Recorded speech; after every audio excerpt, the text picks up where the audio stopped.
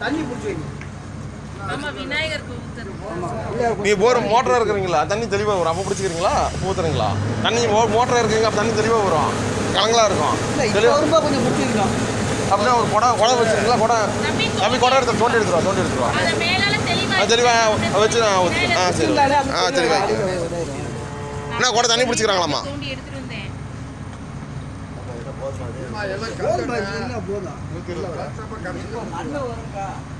தெளிவாயிட்ட மேலால ஊத்திக்கலாம் சாமிக்கு. ஏன்னா நம்ம மோட்டர் எப்ப போடுறது இல்ல. கொடுங்க அந்த கொடுங்க அவரே பிடிச்சு தர சொல்லு.